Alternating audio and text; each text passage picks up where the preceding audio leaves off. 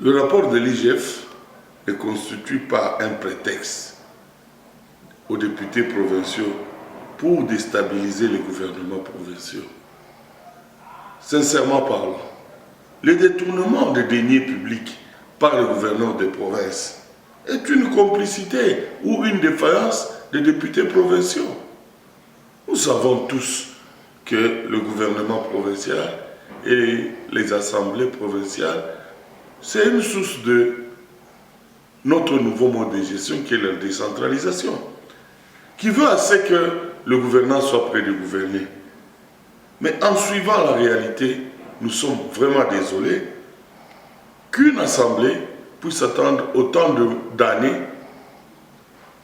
ou soit par insatisfaction, ou soit par la non-réponse positive de la part du gouvernement provincial, qu'il puisse statuer pour destituer ou retirer la confiance. Mais nous savons tous que l'Assemblée provinciale a trois rôles: de nous représenter, de légiférer et de contrôler l'exécutif. Nous allons nous demander pourquoi ce n'est qu'après le rapport de l'IGF ou bien les murmures de l'IGF qu'une assemblée provinciale peut retirer la confiance au gouvernement. Et pourquoi est-ce que dans toutes les provinces, là où on a destitué les gouverneurs, ce n'est pas sur base d'un contrôle des députés provinciaux, mais par contre sur base des rapports de l'IGF? Est-ce que nos députés connaissent leur travail? Est-ce qu'ils nous représentent valablement? Parce que dans la représentation, je supposais que leur rapport de vacances parlementaires devait avoir une consultation de la population.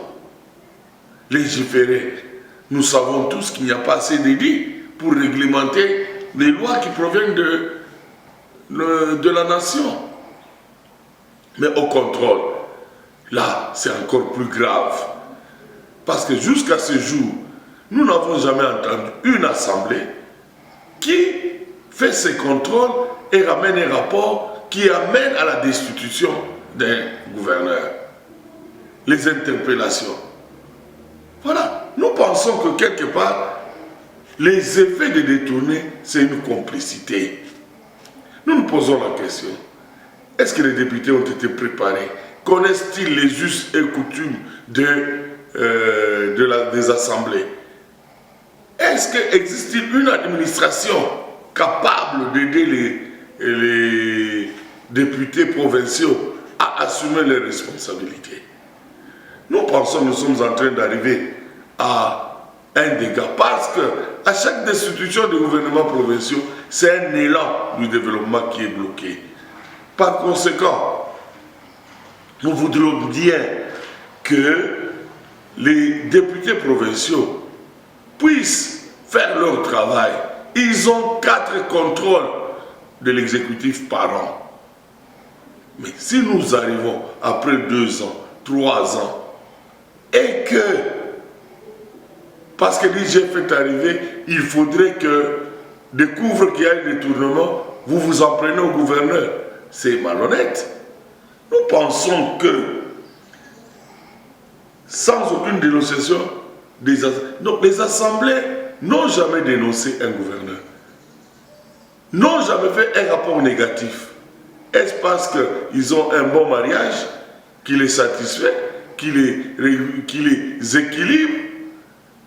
Tout cela nous pousse à parler aujourd'hui et de rappeler que l'IGF, le rapport de l'IGF ne concerne pas les assemblées. Si les assemblées s'appuient sur ces rapports-là, c'est une incompétence, c'est une défaillance. Parce que l'IGF, son rapport, n'a à la normale, ne doit pas être exploité ou publié en désordre. Parce que c'est un organe technique. Et un organe technique qui est dans la loi sur les finances publiques. Quand vous prenez la loi sur les finances publiques, au titre 6, section 4, les articles 121 et 122, on vous donne le rôle de l'IGF Et donc, l'IGF, c'est un organe technique qui doit faire son rapport, qui est attaché à la présidence, qui doit faire son rapport au ministre des Finances, aux autorités qui lui ont demandé ce travail. Pas sur les réseaux sociaux, pas sur la chaîne de télévision, pas en discuter avec les gens. Parce que ce n'est pas son rôle. Parce que l'IGF ne va pas vous arrêter. Constatant, il dépose à qui le droit. C'est cette procédure-là que nous voulons que l'IGF respecte. La confidentialité. Ces rapports doivent être confidents et réservés à qui le lui a demandé. Donc, quand une assemblée provinciale s'appuie sur ça, il démontre ses faiblesses. Et c'est très grave pour nos députés. En plus de tout ça, nous recommandons à ce que le président de la République puisse mettre fin à ces blagues, à cette série de bloquer l'élan de développement des ETD, des provinces. Nous demandons encore au président de la République, à un certain moment, de dissoudre certaines assemblées qui ne répondent pas à la volonté de la population. Et aussi d'ouvrir une école de formation pour nos députés. Au gouvernement national, de renforcer les administrations des assemblées provinciales pour mieux accompagner les députés. Parce que ces administrations sont censées initier nos députés dès leur entrée. Pour éviter d'arriver à toutes ces scènes que nous sommes en train d'assister. Parce que finalement, nous sommes en train de nous dire, est-ce que nos députés agissent-ils au nom de leur parti politique, de leurs autorités morales, à leur propre nom, ou à nous, le peuple, d'où ils sont l'émanation? Ce sont des questions. Mais aux assemblées provinciales, nous vous demandons de respecter d'abord votre propre règlement intérieur. Quand vous dites contrôler l'exécutif, c'est découvrir toutes ces défaillances. C'est de découvrir que ici, il devait y avoir 1000, il y a eu 500. Ici, l'ouvrage ne répond pas aux chiffres. C'est ça votre rôle. Ne vous laissez pas entraîner. Parce qu'en ce jour, nous sommes en train de nous poser beaucoup de questions. Est-ce que vous êtes nos députés ou les députés de vos partis politiques ou les députés des gouverneurs? Parce que si vous n'arrivez pas à les sanctionner, ce sont d'autres personnes qui vous amènent les éléments. Dans l'entretemps, dans votre budget, l'argent du contribuable, vous avez 4 fois le contrôle lent. Et nous nous posons plusieurs questions. Nous disons à l'IGF, merci, félicitations pour le travail, mais nous aimerions que vous puissiez aussi suivre les procédures pour éviter que vous affaiblissent. Parce que vous êtes en train de vous fragiliser quand vous devez vous justifier, quand vous devez réserver vos rapports à qui?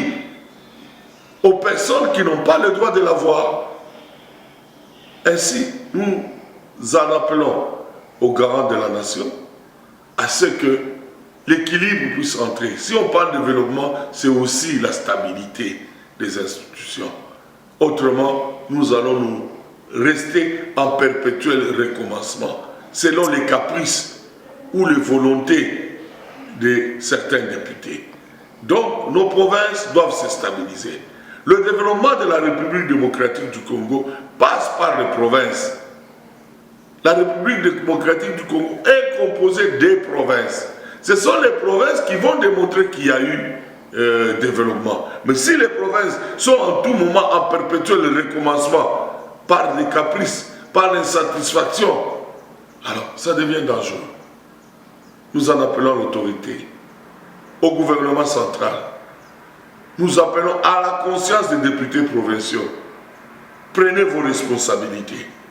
Agissez selon vos rôles, selon vos attributions. Et nous serons tous heureux. Vous travaillez pour le bien-être des communautés, nous vous interpellons. Ensemble, nous pensons que nous irons plus loin. Aimons notre pays, aimons nos provinces. Je vous remercie.